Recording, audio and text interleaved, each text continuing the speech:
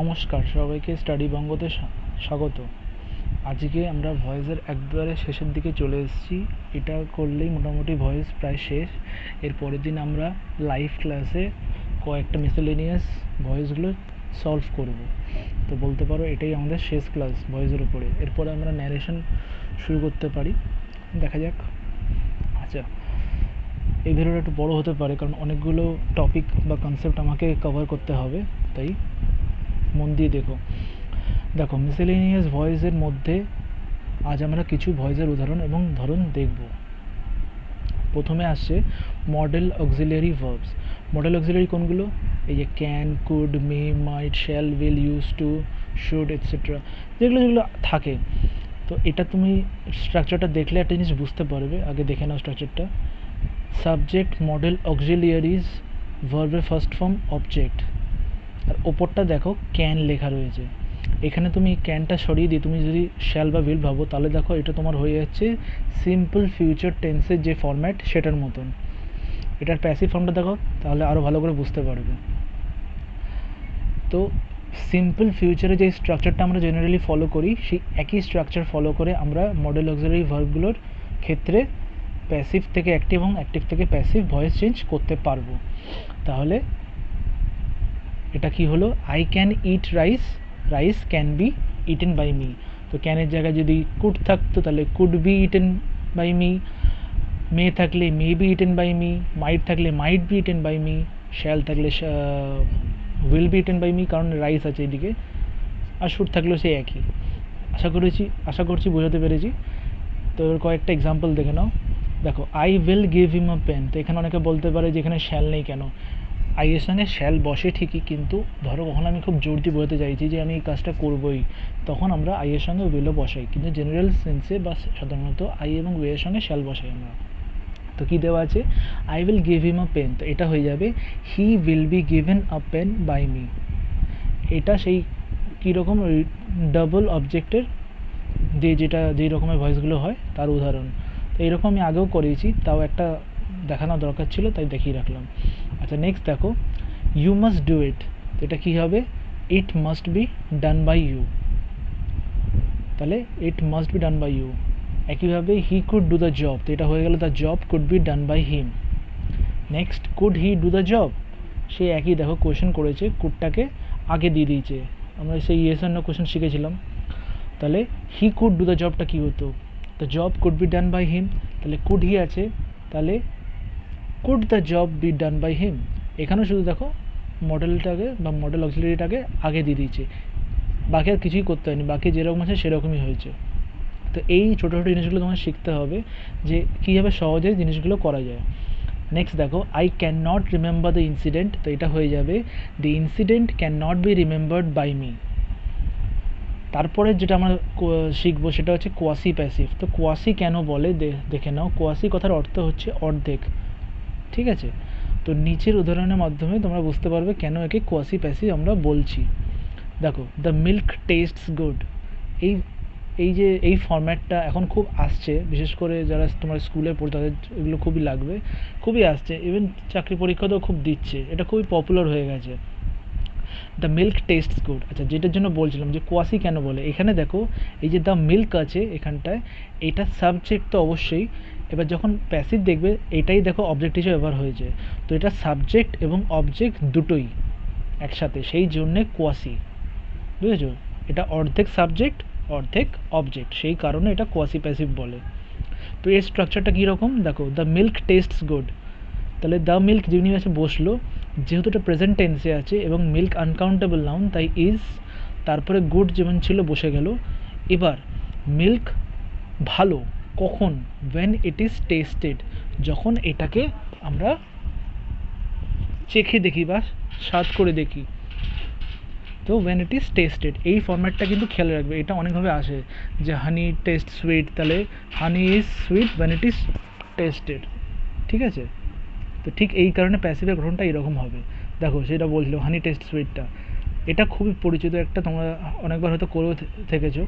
Honey taste sweet কী হয়ে যাচ্ছে? Honey is sweet when it is tasted. এই ক্ষেত্রে জিনিস বলে রাখি, যদি এখানে টেস্টেড থাকতো মানে পাস্ট টেন্স থাকতো, তখন কিন্তু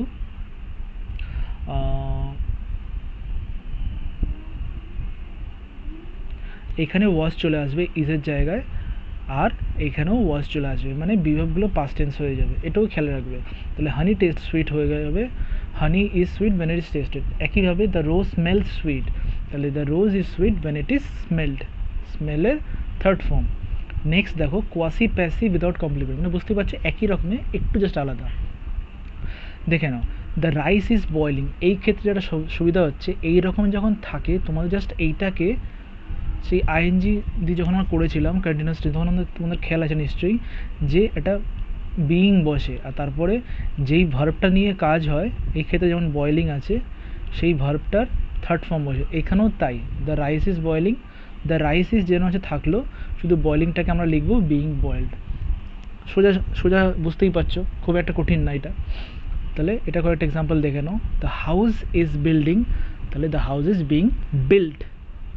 next the books are printing, the books are being printed. আচ্ছা নেক্সট আমরা করবো যেটা সেটা হচ্ছে প্যাসিভ উইদাউট এ সাবজেক্ট। ঠিক আছে, এটা তোমরা দেখেছো আশা করি যে অনেক ইয়েতে আমরা সাবজেক্ট পাই না যে কাজটা কে করছে। তো দেখে নাও this letter has been written in the 19th century, এই চিঠিটা ঊনবিংশ শতাব্দীতে লেখা হয়েছিল। ঠিক আছে, এবার কে লিখেছে সেটা জানি না, তাই সেই ক্ষেত্রে তখন আমরা ইউজ করব সামওয়ান। ঠিক আছে, মানে এইখানে যে আমরা বাই যেটা দেওয়া নেই এটা অ্যাকচুয়ালি কিন্তু প্যাসিভে আছে, এটা তোমাদের বুঝতে হবে সেটা, এটা কিন্তু প্যাসিভে আছে, প্যাসিভ থেকে অ্যাক্টিভ করতে দেওয়া আছে। এই প্যাসিভ থেকে যখন অ্যাক্টিভ করছি তখন তো আমার একটা সাবজেক্ট লাগবে, এই অবজেক্টটা এখানে এসে সাবজেক্ট হিসেবে আসবে, সেটা এখানে মানে নেই, সেই কারণে আমরা সামওয়ান ধরে নেব। এবার যদি সবসময় যে সামওয়ানই ধরবে এমন ব্যাপার নেই, তোমার যেটা বুঝতে পারবে যে এটা এখানে বসতে পারে সেটা বসাবে। তো এখানে সামওয়ানের জায়গায় যদি কখন সামবডিকে ইউজ করে সেটাও ঠিক, পিপল হলেও কোনো অসুবিধা নেই। ঠিক আছে, চেষ্টা করবে নামটা অ্যাভয়েড করার, রাম টাম এইসব। তাহলে এটা কী হয়ে গেল, someone has written this letter in the 19th century. এটা দেখো ওই যেহেতু হ্যাজ তো বুঝতেই পারছো এটা প্রেজেন্ট পারফেক্ট টেন্সের স্ট্রাকচারটা ফলো করেছে মেনলি। তো এটা কটা এক্সাম্পল দেখে নাও, এটাতে কিন্তু দেখো প্যাসিভ টু অ্যাক্টিভ আছে।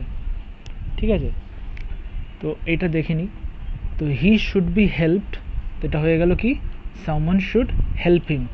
আবার বলছি এটা কিন্তু প্যাসিভ থেকে অ্যাক্টিভ হচ্ছে। নেক্সট দেখো ওয়ার হ্যাজ বিন ডিক্লেয়ার্ড, তো এটা কী হয়েছে, সাম কান্ট্রি হ্যাজ ডিক্লেয়ার্ড ওয়ার। এবার তুমি এখানে সাম কান্ট্রির জায়গায় বুঝতেই পারছো জেনারেলি কান্ট্রিগুলোই এখন ওয়ার ডিক্লেয়ার করে, তো সেই জন্য সাম কান্ট্রি হিসেবে করা আছে। তুমি কান্ট্রির জায়গায় সামবডি দিলেও ভুল বলবো না আমি। আচ্ছা নেক্সট দেখো দ্য রোড ওয়াজ ব্লকড, তাহলে পিপল ব্লক দ্য রোড। ঠিক আছে, আচ্ছা পিপল ব্লক দ্য রোডটা তোমরা চাইলে এখানে সামথিং ব্লক দ্য রোডও লিখলেও কোনো ভুল নেই। ঠিক আছে, নেক্সট দেখো verbal noun with preposition and object. কী বলছে, ভার্বাল নাউন সহ প্রিপোজিশন ও অবজেক্ট থাকলে প্যাসিভের সাধারণ নিয়মে প্যাসিভ হয় না। জিনিসটা একটু ভালো করে বুঝে নেবে। দেখো I hard the breaking of the bones, ঠিক আছে এখানে ফুল স্টপটা পড়ে নিই। তো এটা কি হয়েছে, the I hard the bones being broken, তো আই হার্ড যা আছে তাই তাই বোঝা গেছে, কিন্তু দ্য ব্রেকিং অফ দ্য বোনসটা কী করেছে দেখো, দ্য বোনসটাকে আগে দিয়ে দিয়েছে আর দ্য ব্রেকিংটাকে লিখেছে বিং ব্রোকেন। বুঝা যাচ্ছে? তো এর কিছু এক্সাম্পল তোমরা দেখে নাও। I saw the cleaning of the roads, তো কী লেখা, আই স দ্য রোডস, যেটা দেখো ওটাকে বলিলাম আই স দ্য রোডস, তারপরে ক্লিনিংটাকে করেছে বিং ক্লিনড। এটা তোমরা ওইটার মতন বুঝতেই পারছো কিছুটা, ওই যে কোয়াসি প্যাসিভ উইদাউট কমপ্লিমেন্ট যেটা তোমরা করলাম একটু আগে। তারপর দেখো people saw the crushing of the Stones, তো কী হয়েছে, people saw the Stones being crushed, এটা ফুল স্টপটা মিস হয়ে গেছে। আচ্ছা নেক্সট দেখো retention of prepositions while using the group verbs.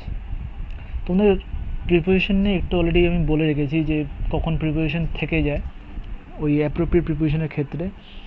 তো সেটা নিয়ে তোমরা চাইলে যদি আমি কমেন্ট করে জানাও তাহলে আমি আলাদা একটা ভিডিও বানাতে পারি অ্যাপ্রোপ্রিয়েট প্রিপোজিশনের ওপরে, যেটাকে শর্টে আমরা অ্যাপ্রোপ্রিয়েটও বলে থাকি। আচ্ছা এটা দেখো কি বলছে, গ্রুপ ভার্বকে প্যাসিভে নিয়ে গেলে প্রিপোজিশনটা রেখে দিতে হয়। ব্যাপারটা কী জিনিস দেখে নেওয়া যায়। দেখো কী লেখা আছে, I shall not give away this. আমরা দেখো জেনারেলি কী থাকে, এই অ্যাওয়েটাকে তুমি ভুলে যাও, তাহলে কী থাকবে, আই শ্যাল, আচ্ছা নটটাও ভুলে যাও, আই শ্যাল গিভ দিস। ঠিক আছে, তাহলে this will be given by me এটা হয়ে যেত, কিন্তু নটটা আর অ্যাওয়েটা দিয়েছে। দেখো এইখানে গিভ অ্যাওয়ে যেটা বলার চেষ্টা করছি সেটা হচ্ছে এই যে এখানে গিভ অ্যাওয়ে, এই গোটাটা হচ্ছে ভার্ব। কী ভার্ব? Group verb. তো এটার মানে কি? গিভ অ্যাওয়ে মানে হচ্ছে ডিস্ট্রিবিউট করা, ঠিক আছে, বিলিয়ে দেওয়া। তো আমি বলছি I shall not give away this. তো সেই কারণে তোমাদের এখানে যখন থার্ড ফর্ম করবে তোমরা চেঞ্জ করে শুধু এইটুকু, যে মেন ভার্ব যেটা গিভ এর থার্ড ফর্ম গিভেন, সেটা তুমি চেঞ্জ করে গিভেন করছো থার্ড ফর্মটা, কিন্তু অ্যাওয়েটা যে আছে বসে গেল, কি যেহেতু এটা প্রিপোজিশনে চেঞ্জ হয় না, আর এটা ঠিক এর পরেই বসবে এবং তারপরে বাই আসবে, ঠিক আছে। তোমরা যখন করবে এটা, এটাকে এর সঙ্গে রেখেই করবে, এটাকে আলাদা রাখবে না। তাহলে I shall not give away দিসটা হয়ে যাবে দিস উইল নট বি। এটা দেখো সেই সিম্পল ফিউচারের মতনই, গিভেন অ্যাওয়ে বাই মি। আশা করি বোঝাতে পেরেছি। নেক্সট কয়েকটা এক্সাম্পল দেখে নাও। I will not bear with. আচ্ছা, বেয়ার উইথ মানে হচ্ছে সহ্য করা বা টলারেট। তো এটা কি হয়ে যাবে? such insult will not be borne। bear এর থার্ড ফর্ম হচ্ছে borne, borne with by me। একইভাবে দেখো the workers called off the strike. Called off মানে কি? বন্ধ করা বা থামিয়ে নেওয়া বা তুলে নেওয়া। The strike was called off by the workers. তো এখানে কল্ড অফ মানে তুলে নিয়েছে, বন্ধটা তুলে নিয়েছে বা হরতাল তুলে নিয়েছে। নেক্সট দেখা যাক, এটা দেখো এটাই লাস্ট কনসেপ্ট আপাতত। তো বলছে voice change of complex sentence. আবার দেখো লিখেছি ডাবল প্যাসিভ। এই ডাবল প্যাসিভ কেন লিখেছি সেটা তুমি এক্ষুনি এক্সাম্পলগুলো দেখলেই বুঝতে পারবে। আগে কনসেপ্টটা দেখে নাও যাক কী জিনিস। বলছে কমপ্লেক্স সেন্টেন্সের প্যাসিভ করার সময় খেয়াল রাখতে হবে যে প্রধান বাক্যাংশ বা প্রিন্সিপাল ক্লজ এবং তার অধীন বাক্যাংশ বা সাবঅর্ডিনেট ক্লজ উভয়ই প্যাসিভ করতে হয়। তোমার যদি এই ক্লজ বা সাবঅর্ডিনেট ক্লজ নিয়ে কোনো সমস্যা থাকে তোমরা আমাকে কমেন্ট করে জানাতে পারো, আমি এটার উপরে আলাদা করে ভিডিও দিয়ে দেবো। তো বলছে উভয়ই প্যাসিভ করতে হয়। তো সাবঅর্ডিনেট আর প্রিন্সিপাল ক্লজটা কি সেটা আমি এই সেন্টেন্সে কিছুটা বুঝিয়ে দিচ্ছি। আচ্ছা, তাছাড়া কি বলছে, অনেক ক্ষেত্রে ইটকে, ঠিক আছে, ইটকে সাবজেক্ট হিসেবে ব্যবহার করা হয়। তো এক্সাম্পল দেখো তাহলেই বুঝতে পারবে। দেখো কি বলছে। আচ্ছা, এইটা একটু ভুল হয়ে গেছে, এইটা অ্যাকচুয়ালি অ্যাক্টিভ হবে আর এইটা অ্যাকচুয়ালি প্যাসিভ হবে। এইটা অ্যাক্টিভ, এইটা প্যাসিভ হবে, ঠিক আছে, একটু ভুলে গেছে।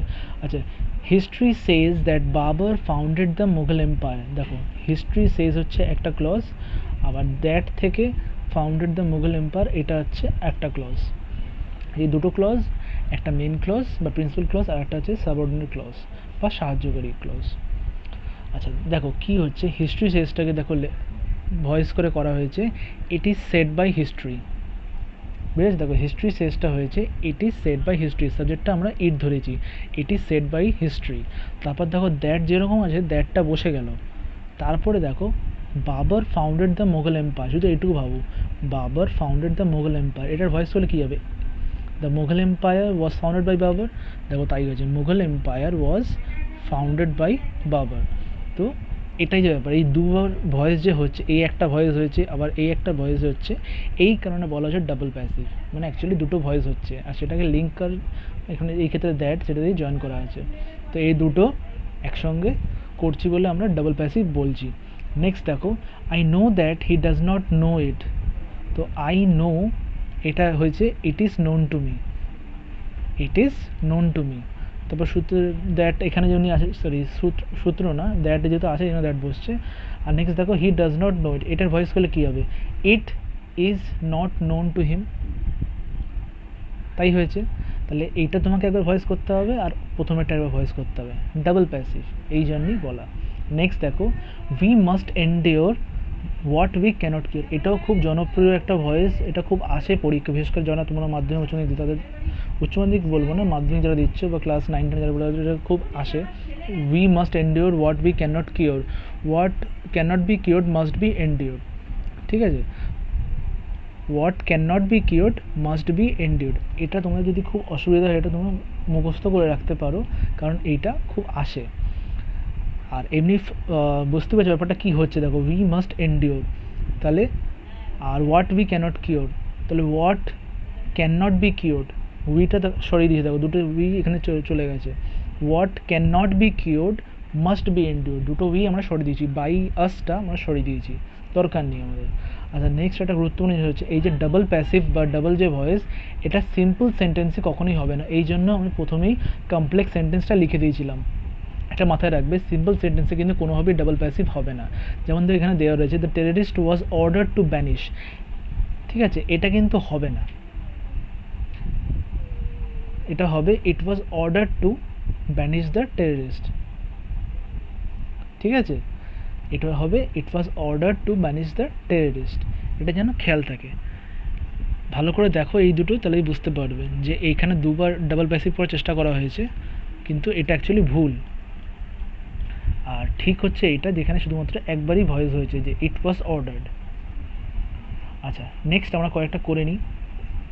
He could not do it, তো এটা কী হয়ে যাবে, ইট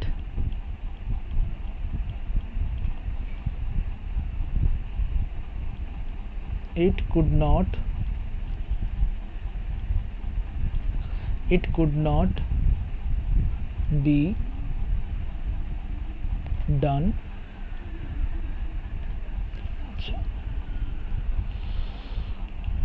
it could not be done by him, it could not be done by him। Next কী দেখা যাক, we shall visit the Taj Mahal, তো এটা হয়ে যাবে দ্য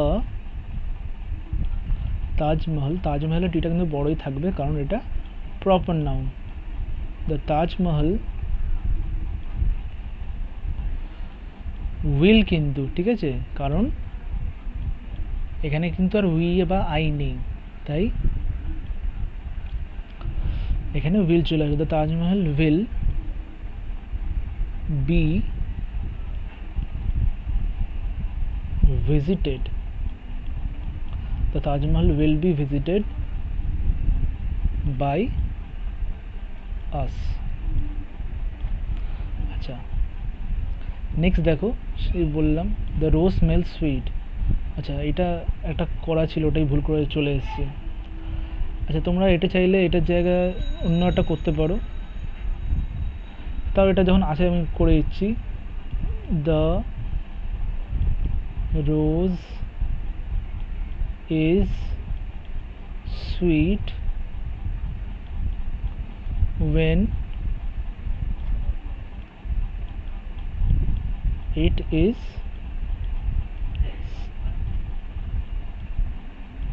smelled, তাহলে the rose is sweet when it is smelled, একটু আগেই বলেছি যদি এখানে স্মেলসের জায়গায় স্মেলটি থাকতো, ঠিক আছে, পাস্ট টেন্স তাহলে কিন্তু হতো the rose was sweet when it was smelled, ঠিক আছে। দেখো নেক্সট কয়েকটা আমি করে রেখেছি, the cows are being milked, এটা হচ্ছে সেই কোয়াসি প্যাসিভ উইদাউট কমপ্লিমেন্ট, তাহলে এটা হয়ে যাবে দ্য কাউজ আর মিল্কিং, খুবই সহজ, বুঝতেই পারছো।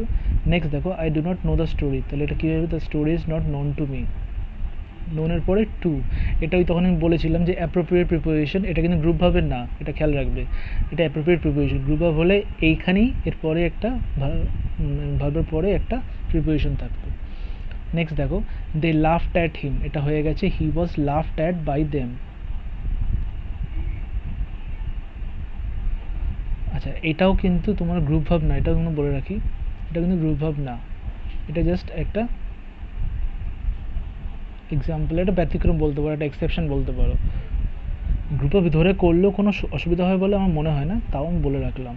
তো দে লাফড অ্যাট হিম হয়ে গেল he was laughed at by them. Next দেখো মিল্ক টেস্ট সাওয়ার, মিল্কটা বা দুধটা খেতে কেমন লাগে, টক লাগছে, তো milk is sour when it is tasted, যখন দুধ খাওয়া হচ্ছে তখন সেটা টক লাগছে। তো আজকের জন্য এতটুকুই, আশা করি ভিডিও ভালো লেগেছে। আর নেক্সট দিন আমি একটা লাইভ ক্লাস নেব, তাতে আমরা অনেকগুলো এই যে আমরা কনসেপ্টগুলো শিখলাম বিভিন্ন ভিডিওতে, সেই ভিডিও কনসেপ্টগুলোর ওপরে আমরা লাইভ কয়েকটা সলভ করব। আশা করি ভিডিও ভালো লেগেছে, ভালো লাগলে অবশ্যই লাইক করবে এবং সাবস্ক্রাইব করতে ভুলবেন না যারা নতুন এসছে চ্যানেলে, এবং কোনো অসুবিধা থাকলে অবশ্যই কমেন্ট করে জানাবে। তো নেক্সট দিন সম্ভবত আমি 8টা থেকে 8:30টার দিকে সোমবার লাইভ হব, আশা করি তোমরা সবাই থাকবে লাইভ।